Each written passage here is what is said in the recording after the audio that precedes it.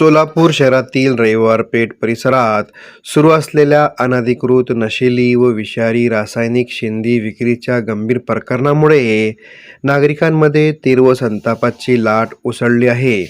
दुर्लेकर garden बगीचाच्या समोर बोळात हा धोकादायक व्यवसाय गेल्या अनेक दिवसापासून बिनधास्तपणे सुरू असून या संपूर्ण रॉकेटचा मुख्य सूत्रधार पवन गौड असल्याचे समोर आले आहे.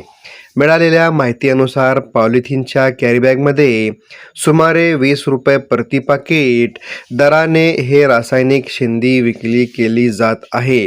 या पदार्थामुळे कोणते रासायनिक घटक वापरले जातात याची कोणतीही अधिकृत नोंद किंवा तपासणी नसल्याने हा पदार्थ नागरिकांच्या आरोग्यास गंभीर धोका निर्माण करत आहे.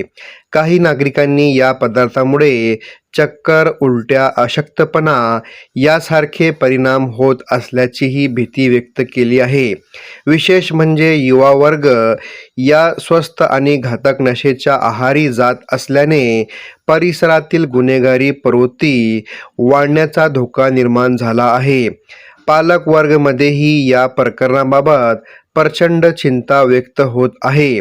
या बेकायदेशीर व्यवसायाची माहिती स्थानिक प्रशासन, पोलीस विभाग व संबंधित यंत्रणा यांना असूनही अद्याप ही कोणतीही ठोस कारवाई न झाल्याने प्रश्नचिन्ह उपस्थित झाले आहे.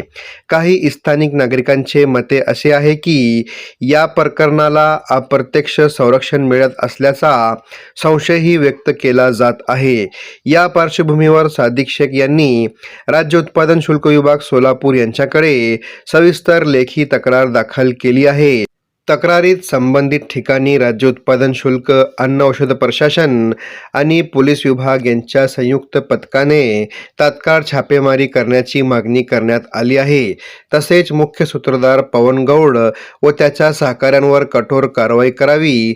या विषारी शेंदीचे नमुने अधिकृत प्रयोगशाळेमध्ये तपासणीसाठी पाठवून अहवाल जाहीर करावा.